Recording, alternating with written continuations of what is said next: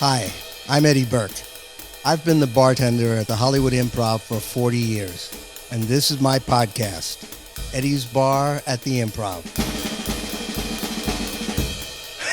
Hey guys, this is Eddie Burke. Welcome to another pandemic episode of Eddie's Bar at the Improv podcast. We're still shooting from my improv studio, which basically is my little room. And today I have got a very special guest. It's like my own little son, Mr. Taylor Williamson. Yay. Yay. How you handling all this, Taylor? It's a nightmare, but it's like, I would classify it as a boring nightmare. Because there's not like explosions, there's not aliens running in the street, but it's very just like, oh, this is life. Mm-hmm. But then I'm jealous. Then I'm jealous of people who don't believe in masks and coronavirus and they're not worried. There's like maybe 40% of the country their life is great. They're on vacation right now. Yeah.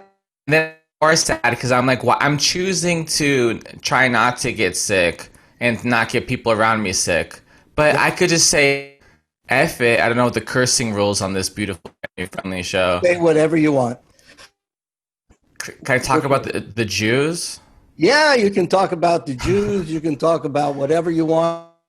I'm Jewish. I'm Jewish. Eddie, we're gonna destroy all of our audience if they think we're both anti-Semites. We're Jewish. Well, wait till they learn that Mike Carano's Jewish. Mike Carano's Jewish? No, I'm kidding. I'd be so excited. I'm half Jewish. Are you half Jewish? Are you really? Oh, I didn't even know that. All right, see, look at that.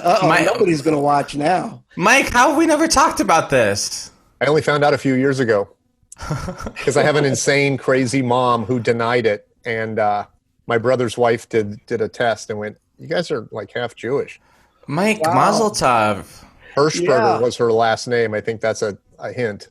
Okay, that's like, okay, calm down, we get it, you're Jewish. Hirschberger. That's like the name someone makes up if they want people to think they're Jewish. Well, my mom's Goldberg. Suzanne? Why do you know that?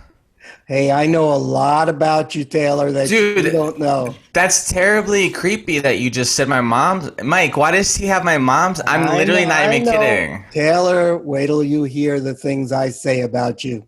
You're going to be shocked. I went back. Taylor Williamson, this is your life. I found your first girlfriend from the first grade. I've had a girlfriend? Yeah, at least she thought she did. It's you would never pay her any attention, but you did. I told her, don't worry about it. I'll keep your name out of it. The things that I'm going to tell you about yourself, you probably don't even know. I'm sincerely still very uncomfortable that you said my mother's name. Well, whatever works for you. Hang in there, buddy. It's going to get more uncomfortable as we go. But getting back to your face masks, it's, people, my feeling about that is, I'll play it safe for now. It's, I wear it. They want you to wear it. I'll wear it when I go out. And I think everybody should, because we're not going to stop this stuff without everybody being on the same page. And it just isn't going to happen. I mean, when you've got one county doing this, another county doing that, but my choice is what your choice is. And that is, I will wear the mask and I will play it safe. Especially since I am sort of in that danger zone age-wise. Oh, I think I said the Jews. We got to watch out for them because we're Jewish. There, boy, we're going to get banned from any synagogue that listens to this. No, we're two and a half. Well, I'm a half Jew, but my mom's Jewish, so I'm a full Jew. So we got 2.5. We got 3 Jews. Listen, Eddie, you were around when they. I heard that people are comparing the mask thing to seatbelts. Like, remember when seatbelts came out? Oh yeah, I certainly do. My whole life I never wore a seatbelt, and I forget what year it started. Maybe it was the the late 70s or something, or whatever, somewhere in that area. It was the weirdest thing to have to buckle up. Now, if I get in the car and I don't put my seatbelt on, I feel weird. You know, I don't know about you, but I just have to put it on. Yeah, it's like normal. It seems even helmets. I was raised with helmets too. You know. Oh, on a bike, you mean? Yeah. Did you not wear helmets either? No, we didn't wear helmets. We didn't have They have condoms. seat belts. Fuck condoms. Fuck condoms. That's a great bumper sticker. I don't know if they were that popular. A lot of I don't want to get into anything that'll get me in trouble. I don't mind getting you in trouble. I see that. Let's talk a little bit about your comedy, Mr. Williamson. When did you start? You started in high school with your comedy. What are you looking at? You have notes? I don't like this. I'm talking right to you. It's like, you know. I started when I was 7. When I was like 16, I started writing comedy. I'm from San Diego. And then Del Mar, right? You're creeping me out. I don't like this. You don't have like, maybe if you were like Ronan Farrow or like Brian Gumble or something, I'd be like, oh, he did his research. But since you're Eddie from the Improv, I'm like, where the fuck did this guy hear this stuff? There you go. It's very creepy. I know. I've been told that before. Especially my wife. But, So I started from Del Mar, and I started comedy when I was 16. I was writing. 17, I started performing. Pauly Shore's sister, rest in peace, Sandy Seashore. Did you know her at all? No, I did not. He had a sister who unfortunately passed away a year or two ago, but she had a comedy workshop, and I emailed in La Jolla, and I emailed her. Sandy Seashore is her name because the Shore family, they have an interesting way of doing things, you know? I do. So I emailed her and I was like, if I take your, it's 21 and up, and I said, if I take your class, can I perform at your club? And she was like, yeah.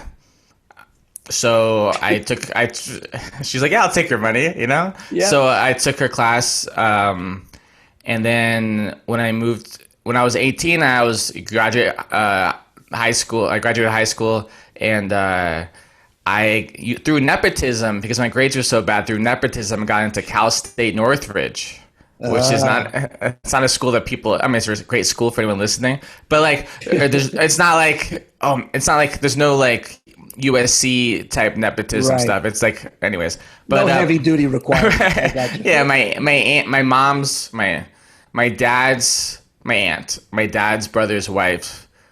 So my aunt's father started the English department, so she wrote a letter for me. Whatever. I got into Cal State San Marcos on my own, though. I did that. But anyway, in San Diego. It's like besides San Diego State. But so I went to Cal State Northridge. It was my excuse to do comedy in LA, though. Because as you know, if you should move to LA as soon as possible before you're ready. You know that, Eddie. Definitely. Especially when you're only 19 years old or whatever, however old you were when you came up here. So I was 18, but I was, my greatest, fondest memories for real, and you know I'm not just saying this, we're hanging out the Improv 4 nights a week and bothering you. I know. I can remember every one. Taylor, get away from the bar. You're not 21. I don't want to see you up here. Go back there. And you go, but Eddie, it's Taylor.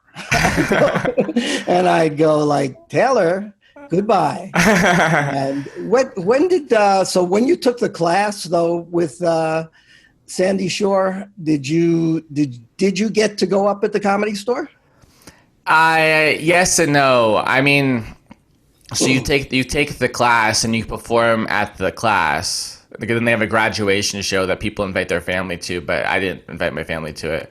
And then you do a show in front of everyone who's like worried for you, so they laugh way more than they should, you know? Right. So you see these at the Improv, and then you do your show, then you're like, oh, I should be having an HBO special, you know? Like I'm the greatest comedian that's ever lived, right. Basically, you know? And so I had that confidence, but then the Comedy Store down there in LA, I get it now. I mean, I have the nicer version of this attitude, but like they were really nasty back then, that place.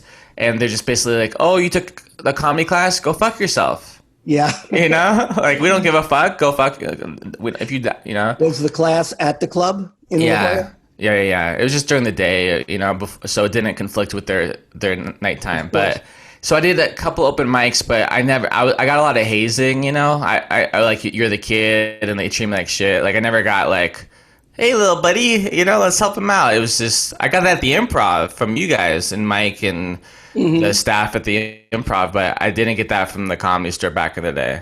When I moved to LA, the booker who's not there anymore, Tommy, he did treat me nicely, which is probably very illegal. I don't know, statute of limitations. Tommy?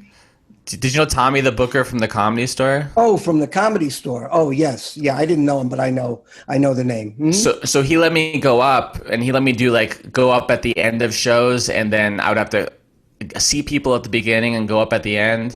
And then he said, don't talk about your age and I'll let you inside the club. So it was under 20. It's just probably very illegal. I don't know if they can get in trouble 15 years later, but I was under 21 hanging out at the store, which was, looking back, was a great gift, you know? But the Improv was so much cooler because it was 18 and up already, you know? It was a restaurant. And I was there. I wasn't there. So, you know, that made it cooler to begin with.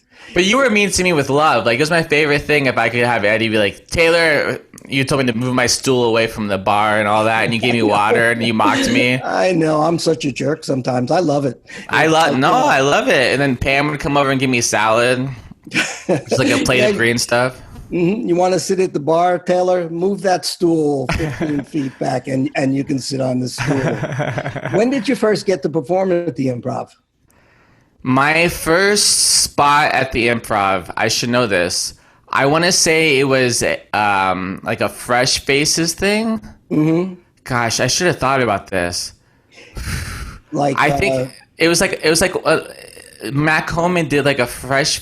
I don't remember why he. Leslie Wolf does. I didn't do that.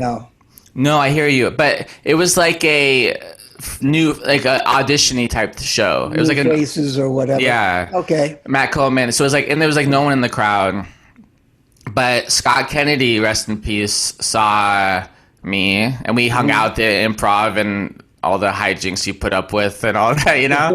And he saw me and he said, "Do you want to perform on my Project Angel Food show?" Oh, so he did those great benefits for that beautiful cause. So Scott saw me perform in front of a bunch of comedians. It's basically an open mic audition for Matt Coleman, you know? Right. Who was the booker at the time. And then Scott saw it. He put me on. And then I got to perform, and Bud Freeman saw me. And Bud Freeman, the founder of the Improv, for people who are whatever. And I'm a comedy nerd like crazy. So that was the coolest thing ever for me. And I was so nervous. And I was going to ask you that when you first met Bud or whatever. I mean, because for me, I've known Bud, it seems like my whole life.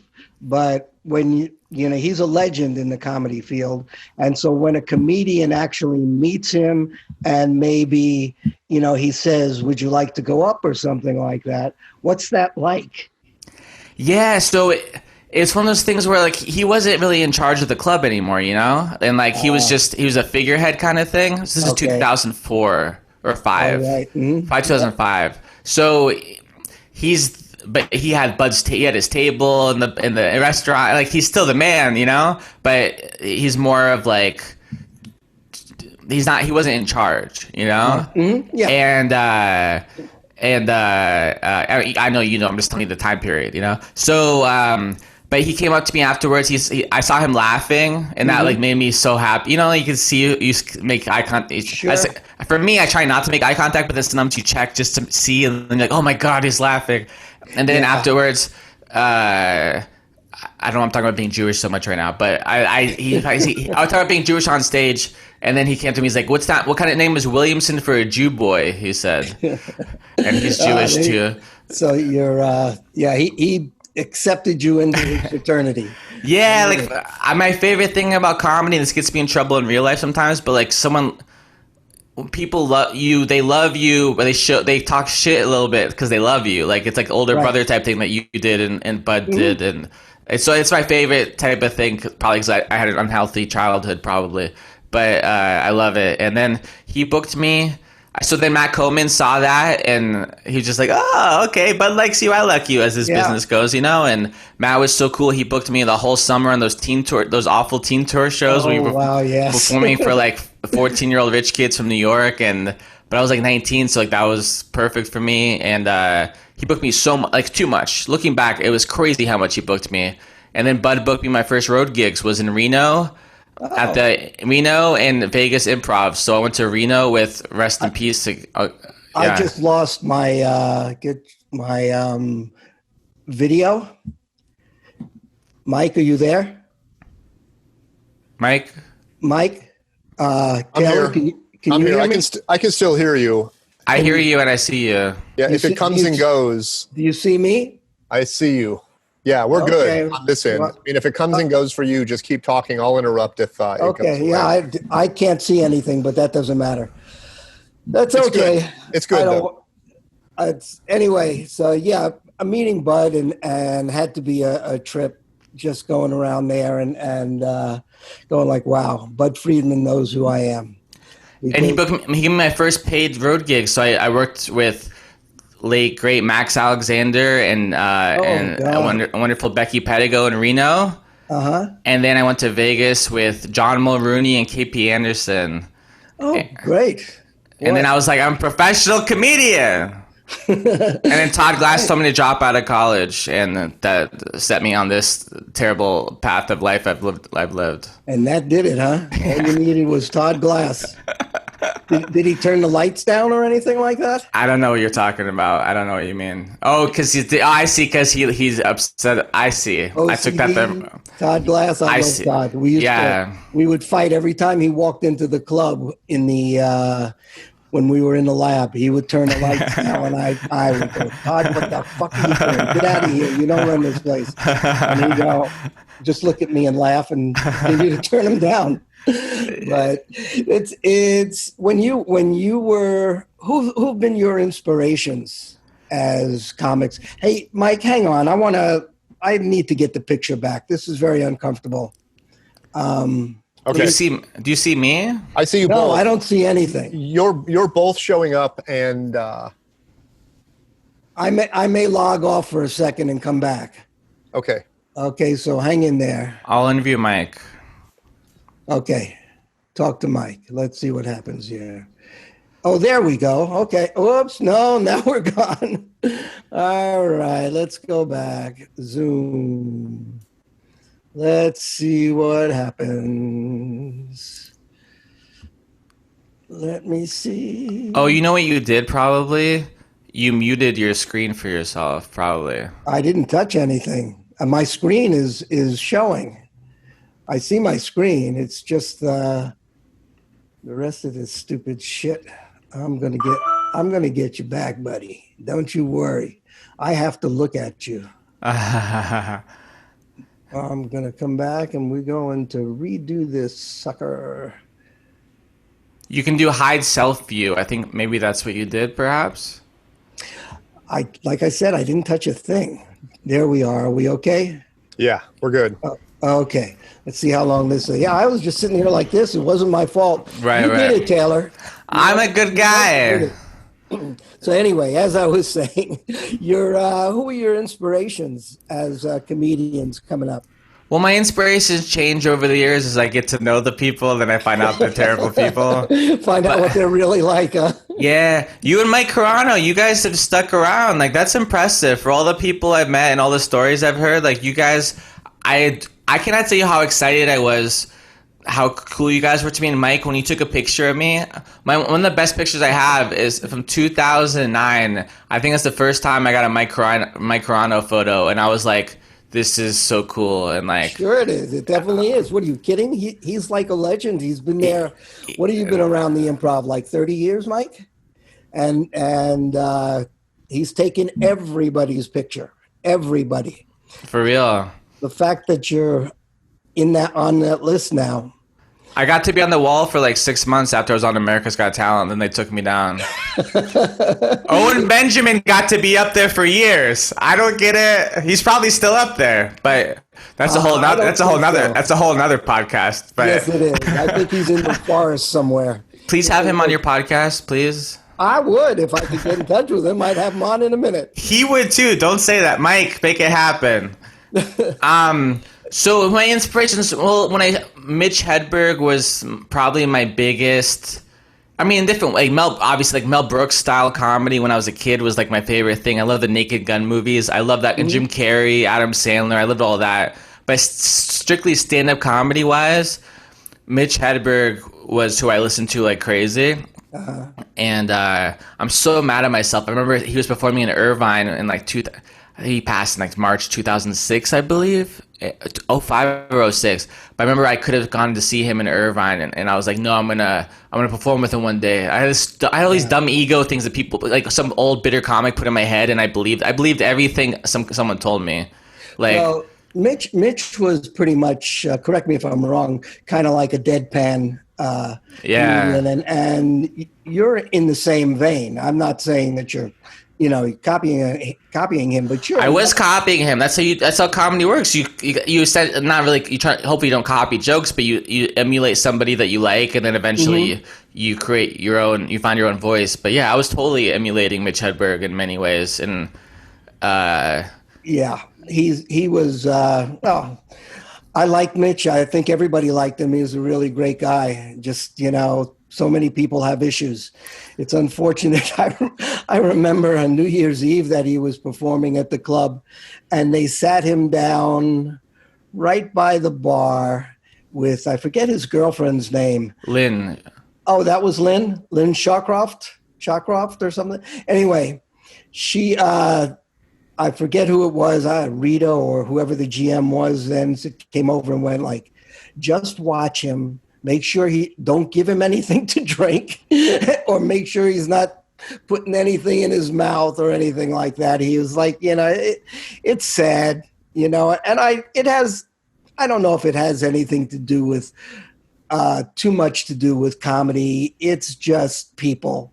Some of us have demons or issues that we can't deal with and they take over. And others of us, can kind of let them sit on the back burner. I mean, the comedians that have died from ODs and stuff between Mitch Hedberg, Richard Jeni, even though, Ralphie didn't die from an OD. It's like, everybody abuses themselves, unfortunately. So anyway, I digress. Let's get back to Taylor Williamson. I just don't like, it's just kind of I've known all those guys, and it's kind of sad to me that, they even went the route that they did, including Robin, it just doesn't stop. It's heartbreaking, yeah. Yeah, have you done much TV or film yet? I think you said, like, have you done a bunch of drugs? And then you said something more offensive. Oh, come on. So, I've known you for 15 years. Have you been on TV yet? What's wrong with you? No, you have done, hey, I'll tell you why I asked that question. I thought you did your research. Called Bollyweird. I don't know what you're Googling, buddy. Yeah, so I did. There's some really great writers. They made they made a web series, and they asked me to be on it. It was all filmed over Zoom, so you look it up, Bollyweird. And that was really fun. I'm just a little character in that, but yeah, man, I've been trying really hard to be in TV and films for a long time. And sometimes get to do stuff, and mostly not. I'm gonna stop you because that's not true. You and I had a discussion about this once at the bar when I think I asked you something about, have you been taking classes or pursuing this or that, and you told me, no, I don't really want to do TV. I want to be a comedian, and stuff like that. So I'm going to call you out on that one, Taylor. So, okay, listen, I'm not saying I never said that, but that was probably over 10 years ago. Probably. Because I did. That's so funny I believe you that I said that, because I originally I had this like chip on my shoulder because I was hanging out with the comedians who I looked up to, who I was hanging out with. They're just very like, this is how it is, and like comedy and whatever, and like actors who do comedy. And I was like, I'm a comic, you know. Like I remember I was meeting with managers, and I picked one represented a lot of people who do TV, and one represented a lot of comedians. And I was like, I'm gonna be a comic. So I was like kind of an asshole about that. But then the business slowly changed too. Like it's weird. Like my first manager, he repped people who only do stand up. Now being good at stand up is the least important thing. Selling tickets is important. Right. But they don't care. No one cares if you're good at stand up. I'm not speaking from bitterness. It's really like, it's great if you're good, but like, it's just a business now. Like, well, it is TikTok and all this. What's changed about it, and I've said this several times, is that back in the day, people did stand up like Roseanne and Brett Butler and Tim Allen to get TV series, to be seen and get on. Now it's almost the other way around. People get on TV so that they can start selling out arenas and stuff like that when they do their stand up. Just like you said, it's a matter of selling tickets. It's not a matter of being funny, which is exampled by some of these YouTube people who are really horrible, but they'll sell out the club if they're performing at our club in a heartbeat. And if I owned a comedy club, I would probably book them too, because like, oh, definitely, it's business. It's really gross, but it's business. And so I used to want to be the guy who, I went to Montreal Comedy Festival in 2006. And like, that was the tail end of, you be really funny at stand up, you go to this festival, and then maybe someone discovers you, and then you get a show like Home Improvement, a Drew Carey show, whatever. Like, that was the model that I wanted. That was my dream. And then I remember like 2009 and 10, I was doing YouTube and stuff. And I'm like, what is happening here? That's cute, but whatever. I really didn't even get the YouTube thing until like 2 years ago. Like, I literally didn't get it. Like, so anyway, but like, I always paid what I'm lucky is, and I think it hurt me a little bit too, is I always got by as a stand-up comedian because I was in college, so your bills are limited, and my mom paid for my rent or whatever, you know? Mm-hmm. Or like, not rent, but like, what do you call it? Like dormitory and stuff? Or your tax-paying dollars paid for it, whatever. So I paid for it. You and my mom. Yeah. And but then, so I always got by as a professional comedian, but I think I worked harder when I was in school. I think you work harder when you I worked harder when I was at work in high school. Like, I wrote a lot. I had a job in high school, and then in college when I was in class, I wrote a lot. But when I didn't have anything to do, I didn't write as much. Anyways, it's just a thought I had with this therapy session. But you still have that passion for what you want to do. I mean, no. Yeah, you do. It's just that right now, with everything that's going on, I think everybody's a little down on everything, in terms of whether it be, the passion of your career or what have you. But, you did America's Got Talent. You were a semifinalist. How dare you? Came in second, which was... Sir, that's not a semifinalist, sir. Oh, what is it? What were you? Second, runner-up is not semifinals. Oh, it's not? Oh, well, I don't know. See?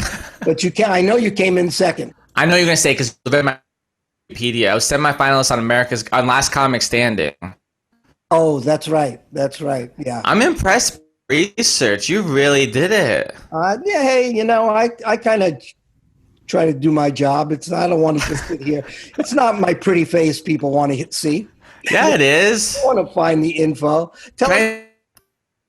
When I see your pretty face at the Improv, I don't know who any of the people are anymore, but if I see you or Mike or Rita there, I'm just like, this is the best place. Yeah, there aren't many of us left. There's the three of us that you mentioned. There's John, Antonio, and Jay. And yeah. That's it. And Luis, who I don't know if you know Luis, he's the back bartender. And after that, that's it. It's all the generational change and corporate change, but hopefully it'll go back. I mean, I'm really worried and concerned that with everything that's happened, that nothing, the whole scene is going to change because of this stuff. But, we'll see. Have you been able to do any comedy during this? I did 2 Zoom comedy shows. Mm-hmm. It's terrible. They have it set up so people aren't heckling. They have a bouncer person, and then people have their microphones on, so you hear laughter. Right. But if you hear 5 people laughing, you think you're killing it. It's not real. It's like it's nice I was able to make some money, so it's good to have that as an option. It's a blessing, kind of, and I could see that continuing back to normal. Hopefully, that's as soon as possible. But yeah, live, no. Well, I know a few guys have started to hit the road a little bit. And a few of them got coronavirus. Yeah, well, they're hitting the road with the coronavirus. They're playing in venues where, from what I was told, they do the social distancing and they're very careful. And that's not how. I mean, I've heard of one venue. I don't want to throw venues under the bus, but these guys who got it in San Antonio, they said that they were performing for 300 people. Oh, God. I think it was 75% capacity, they said.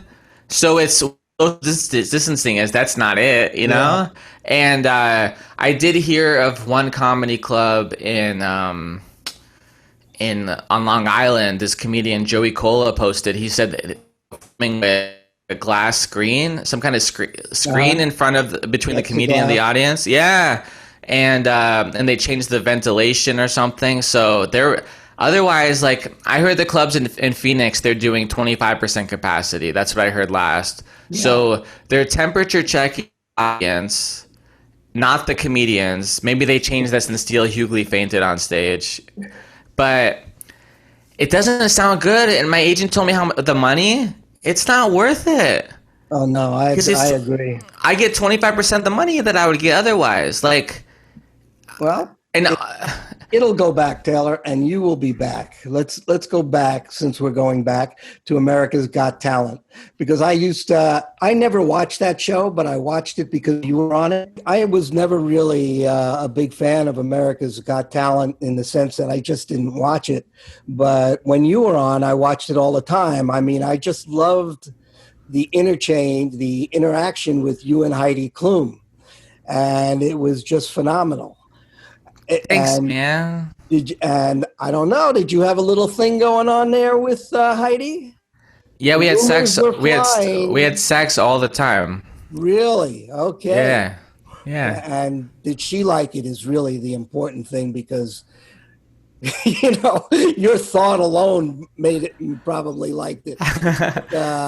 No, that whole thing was that changed my life in all the ways, and because you know how it is, it's like, you have the most fascinating point of view for comedy and comedians, and seeing their ups and downs, and who's coming in and who's supposed to be a star and who doesn't, and who would opposite.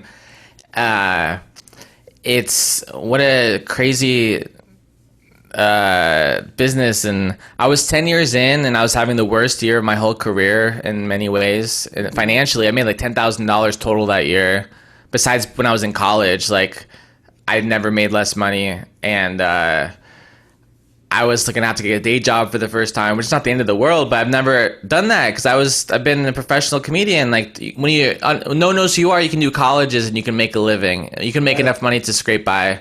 I went to New York for a few years also in between, whatever, and so I was in line, like, I auditioned for Conan O'Brien, and the booker approved my jokes. And Standards of Practices approved my jokes, and I was just waiting to get on that. Like, every month I would check in with the booker. Hey, just checking in again. And he went 8 months of that. Okay. I just did Comedy Central, their Live at Gotham show, and I was in line for a half-hour special. They weren't offering me one, but I knew that I had a chance to be on that's the next step back then. Was that the same year that you did Craig Ferguson's show? No, I did Craig Ferguson's show in '07. Okay. So that was my first TV appearance. And at that time, you were the youngest comedian to ever perform on his show. Yeah, that was really cool. That was a big deal for me, of course, and it was yeah, that was crazy. So how did the whole thing get started with AGT? What I'm saying is just things not going the way I wanted them to, and I was very desperate. And you never be. This is the moral to this story. Before I tell it, is be nice to everyone. One, because they're human beings, but two, you never know who you're talking to or where they'll be one day. Mm-hmm. This Especially guy, in this business, or in life though, but yeah, like this guy I went to high school with is in comedy because his uncle's a comedian and he hangs around comedy shows and stuff. And he was like a talent scout for America's Got Talent. They hire people to go on YouTube and look for people to audition. So he's not the executive producer, but his job is to find people to audition. And he said to me, "Hey, you want to do America's Got Talent?" And I was like, "No." Because it's like white deaf comedy jam. Like they boo children, like they like I can't deal with that. And then also like to deal with Howard Stern and Howie Mandel, who are the judges at the time, to have them say you suck at comedy, that would have destroyed it. Would truly would have destroyed me, like for real. So he asked me once and I was like, no, I think I'm gonna get on Conan. I think I might get on Comedy Central. I don't need this. And then those things didn't happen, and due to a series of hilarious bad choices of representation and all of the things went bad in the most perfect, horrible way. And just trusting my career into people's hands who left the country, like worst. I've had the worst luck with these people, and then I asked him, "Can I get the audition?" And he got me the audition. And then for whatever reason, I fit. They never had someone on the show that already was my style and my look or whatever. It's cast. Those shows are casting. right? It's talent, but it's casting first, and then America decides. Mm-hmm. So that thing, I wanted to get on 2 episodes so I could get college bookings. That was my goal, and then it kept getting better and better, and it honestly went as perfect as it could have gone. Even things going bad on my first live performance, Heidi Klum said I was inappropriate, and she was she said you were not appropriate for children, and like it really fucked me up. Like I cried when I got back to my hotel because I don't know how big.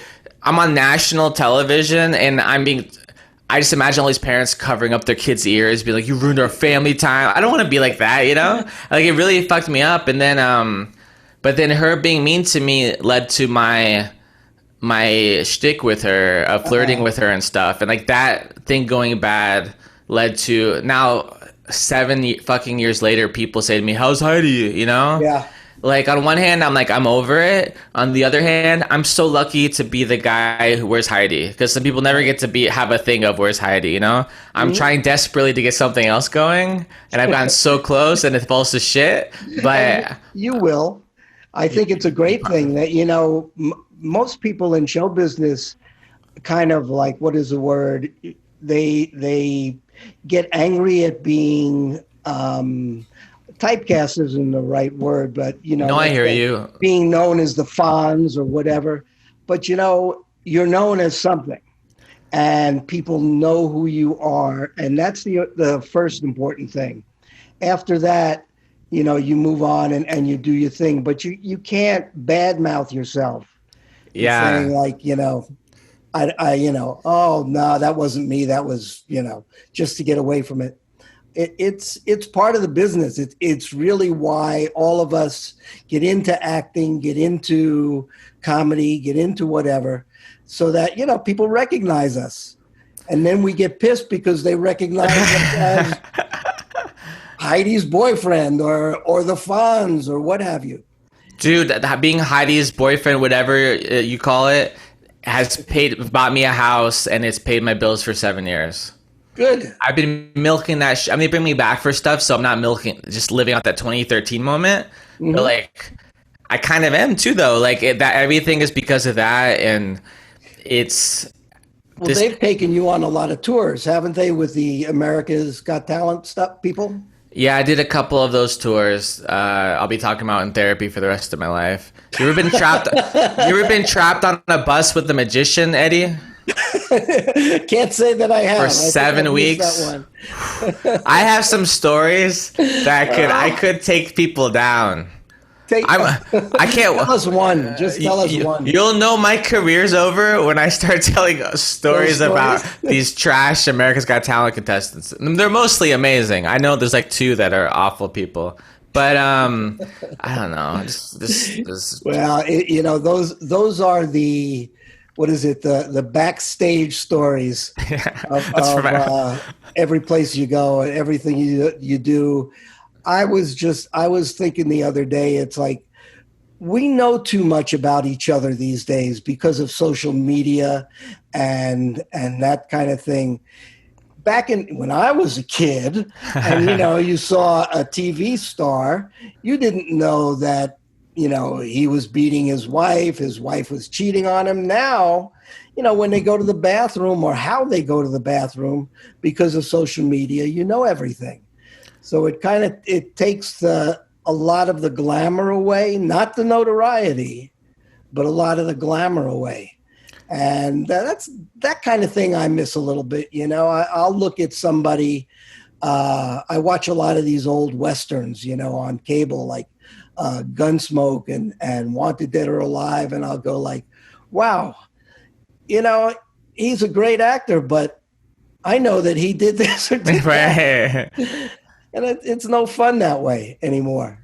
And the business has changed so much for a comedian, at least, and I think most artists. I don't know about actors, probably too, but like people are trying to sell. I guess everyone probably. I don't know, but like it used to be. I talked to Mike Croner about this the other day, but like it used to be, I'm a comedian. Come see me perform, and you don't know me. Mystery. Yeah. Now it's literally marketers tell you to make your fans think that you're friends. Right. Like they should know everything about you. And like, there's this new mailing list app that's super popular, and Puff Daddy has it, Paul McCartney has it, Ellen has it. I just got on it. The 4 biggest acts of all time, by the way, me, Puff Daddy, Ellen, and I was going to say, I don't even know how you let them on that with you. But the way it works is it's a text message app. So you go, hey, text me. Hey, fans, here's my phone number. Text me. That's how you see people promoting it. Text me. It's my real number. Look, it's my real number. I write back. So they send a text to this number, and then they fill out their name, their age, their birthday, and their city. And so then I can send out a mass text to everyone in Kansas and say, hey, I'm in Kansas this weekend. Come see me perform. Or I can send out a mass message to everybody and say, whatever. But the point is, you do like casual business, like for messaging, Right. But it comes through their text message. But I was encouraged, don't say, hey, everybody, I posted a new video on YouTube. Check it out. I'm supposed to go, hey, what's up, man? I just posted a new video on YouTube. So because to the consumer, even though they get it, that it's a thing, they think that I'm messaging them personally. So I have like personal messages back on this thing. And there's people trying to... Do you have to pay for this? Yeah, and you pay for it too. It's a great business for them. Yeah. Well, we'll talk about it later. No, but the business of it, why it's so good is because if you have a mailing list, only 12 to 20% of people actually open up the emails that you send on a mailing list. On a text message, everyone's going to open it. Right. So it's worth more money.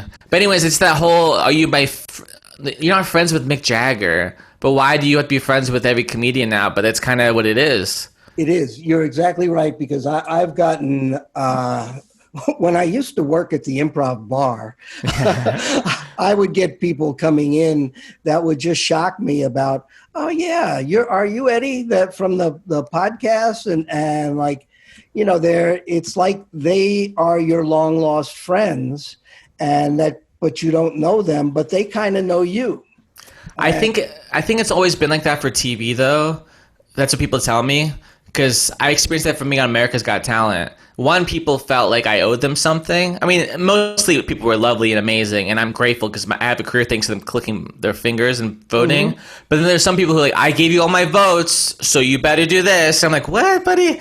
But there's also like, you're in my living room every week. People watch your show every week, or they listen. You're in their head for an hour, or they listen to you for an hour every week. So it's not even that they're friends. They feel like they know you. They're like, you're like family almost. Yep. Well, that's why I said, like I said before, like due to social media, everybody knows everything about everybody for the most part.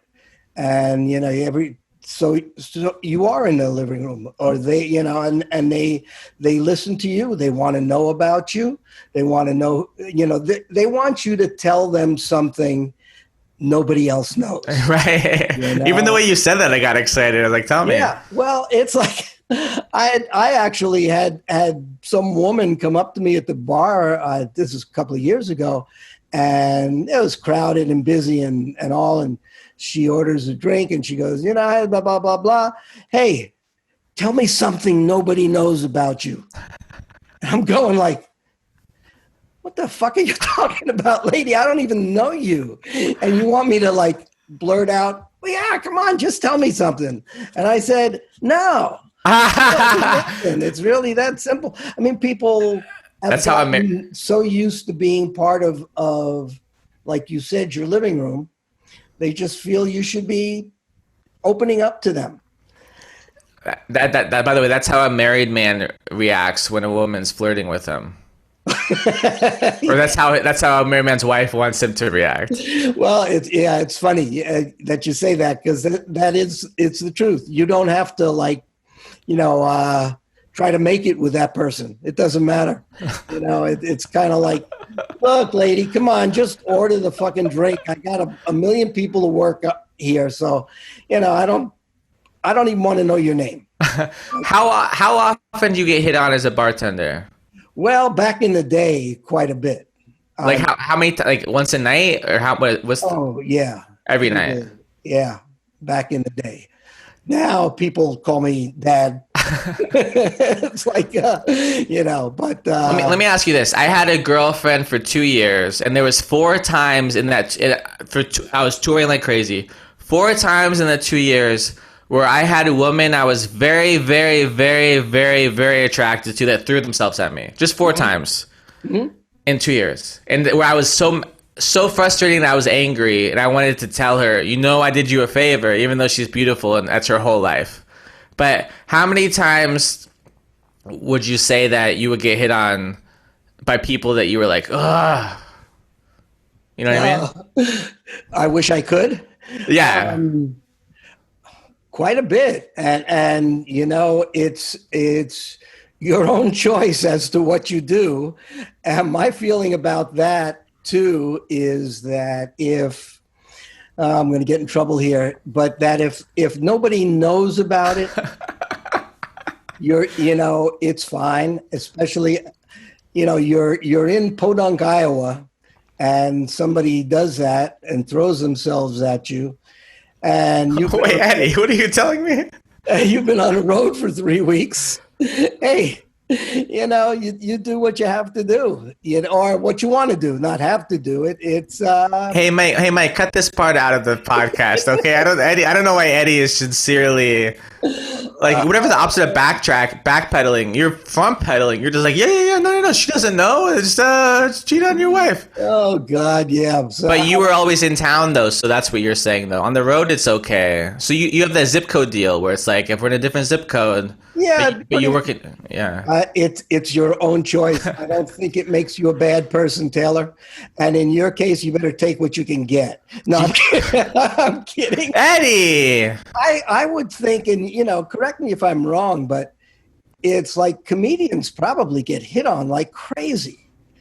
I'm also very handsome, Eddie. Yes, I know that. I was just being sarcastic. Eddie, you knew me before I had sex with a woman. I think you told me that. I don't know why, but I think you've told me that before. I feel like I worded that in a way that sounds like I had sex with men for so many years, and then that's what I never did that. I had many opportunities. I feel like my career at the Improv bar, I've been propositioned by several men who could have helped my career in great ways. Oh God. Okay. But I didn't take them up on it, and then here we are. Well, do you have a girlfriend now? No, I decided to be terribly lonely for coronavirus time. Well, I have let's. this puppy. Look at this. This is the puppy that I'm with. I'll show you again. It's so cute. What's his name? His name's Chase. Chase. He's my cousin. Yeah, you look alike. I can see the resemblance. Thank Little shaggy beard there. Thank you. Last time I saw you at the club, or one of the last times, you were with a very attractive girl. Is that true? Yeah, I mean, I found it kind of Careful. yeah. I found it weird because you came up to the bar and ordered a drink for her, if I remember. I believe it's very rare that I bring a lady to a comedy show because I've had terrible experiences when I was younger with like comedians that show. Are we supposed to name names now? Is it are we bad people? Yeah, doesn't matter. Go for it. Listen, you can put it. One of them may have been on Mad TV, and you know who it is. It's not Bobby Lee, but it's not Bobby. It's actually not Bobby Lee. But I don't know. I don't know. But yeah, I've been like, I learned the word cock block. It sounds there's no classier word to use. I don't know of one. But like when you bring a lady and then some comedian who's more famous and you comes over and hits on her. And then also, or just like creepy comedians too. So but I'm older now and I've been around a long time, so I don't think people would pull that shit with me anymore. But I still feel a little bit of like, these comedians are all snaky motherfuckers, you know? Taylor, when it comes to women, nothing is sacred to some guys. It doesn't matter. Dude, the Improv bar is the most legendary place for stories. I've heard stories from the guy who gave I was sitting next to Anthony Clark, and this other guy was telling us a story about giving the gun to Freddie Prinze to kill himself. And I think you were part of that conversation too. Yes, I know the guy. Yeah, and I don't know. I mean, he's open about the story, but I don't know. And then another guy who we know, but it's not my story, but he told me a story about bringing a girl to the Improv, and then she left with Seinfeld and Mario joined her. Like 20 years ago, like just like it's just everything that could have happened. What's your favorite go-to story of something? Like, tell me something crazy that happened at the Improv. Well, I don't have really a go-to story, but so many things back in the day, the 80s. If you say Bruce Willis, I'm going to leave though, because all your stories about Bruce Willis. No, it was just in general. It's just back in the 80s, everything was kind of like the Wild West. You know, if you didn't leave with a woman when you were at the Improv, it's because you didn't want to. It was like that. It was crazy. There were like, and I'd have crazy story is, forget the male, female, is a guy coming out of the bathroom and I have to say to him, because he's got a white line of under his nose, like, did you look in the mirror before you left the bathroom? You know, I mean, and this is a true story. And there are so many like that. There are stories that, I mean, people that I talk to tell me, and I've forgotten. And I go, oh my God, you know, you're right.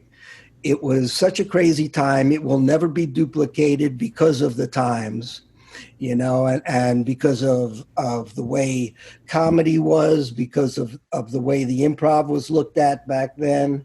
And the fact that if you came to LA, you had to go to the Improv. In the 80s, there isn't a person you could name that didn't, in show business, that did not come to the Improv for one reason or another. Maybe not to perform, but to see a show, to see a benefit, or anything. But, you know, and comedy itself, everything has changed. The whole scene of comedy has gotten to be different. You know, it's no longer, you know, you've seen it. Now it's all, it's how many tickets you sell, not how funny you are. Yeah. Back then, it was how funny you are and how many tickets you could sell.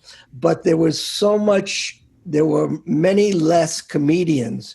And the ones that were there were hilarious. They were all, if you made it back then, you were funny. You had, oh God, George Wallace, Jerry Seinfeld, Bill Maher, you know, everybody. I can't even think of all these names, but at the same time, these guys were all great. Now you've got people that will draw people in because they're on, like you said before, YouTube, but they're not funny.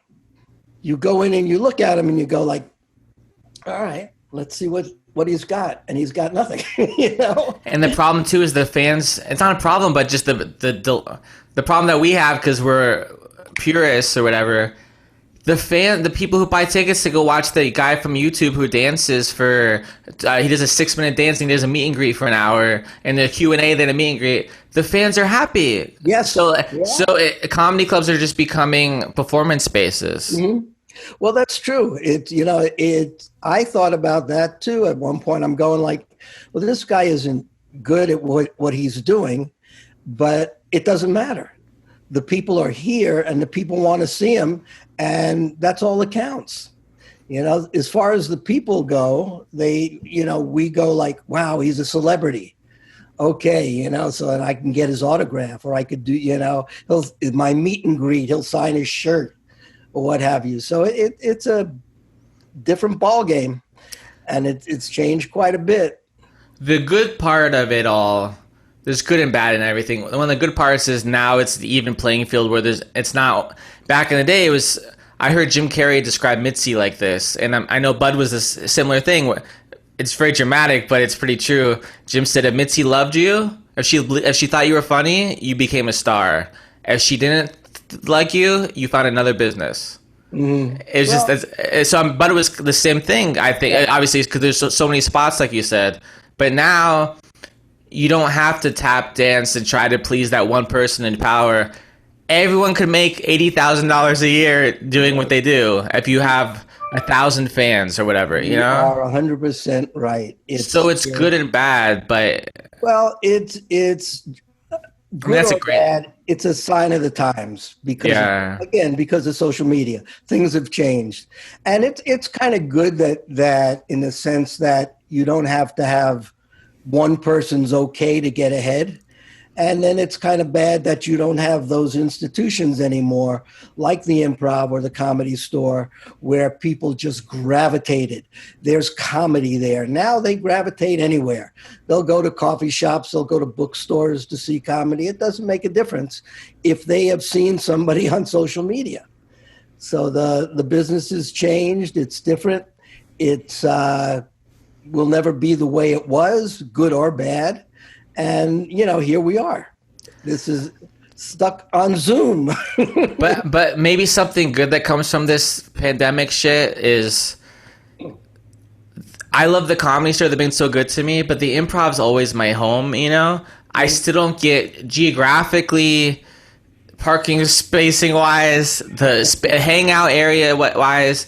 I think the Improv should be packed every night. Like, I see the pictures of that legendary picture with Jay Leno in the corner, the bar area, you know, and like, why can't it be like that? I hope that when things go back to normal, maybe there will be a rush of people like yearning for live performance, and I think it might reset everything too, maybe, you know, like, could very well be. I know they're thinking about it and they're working on it. They've been trying real hard to kind of get back to the old days, that kind of vibe. It's just that it's not easy because it's a different time, you know, and like there is so much more competition, and also people don't have to go out. You can see the same comics on Comedy Central or whatever other on your app or what have you. On Instagram Live, they can watch their favorite comedian just talking on their phone. Mm-hmm. So you don't have to go out and spend $50 a night or $100 a night to go see comedians. We can just turn our lights down and watch Comedy Central, and there you are.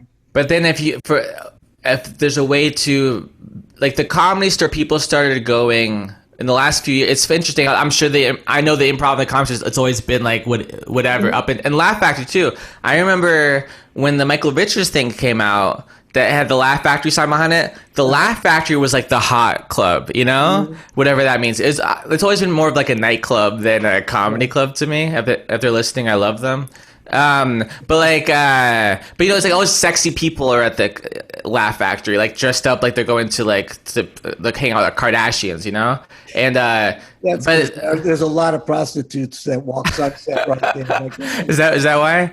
But anyways, there's got to be a way to make it that people go to the Improv because they know they're going to see a good show. Mm-hmm. They don't know who they're going to see, but they know they're going to see a good show. And like, I think the Comedy Store kind of has that vibe right now. You know? I agree with you. They do, and the Improv is, like I said, is working on it. We need to market better than we do because it's a different time now, and the fact that you're just a brand doesn't always cut it anymore. You have to be a brand that gives them what they want. People aren't just going. Back in the day, people came to the Improv because it was the Improv, and they knew they were going to see a great show in the 80s or back then.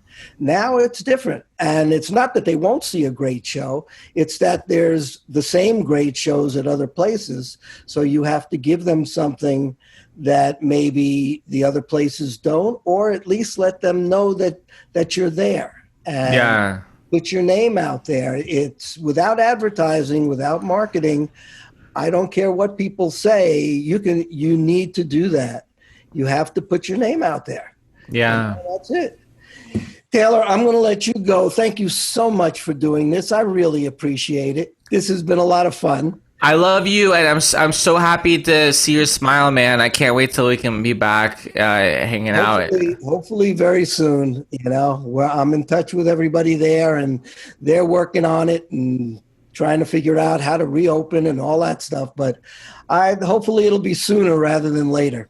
But then, you know, good luck with everything, and thank you, brother. I appreciate it.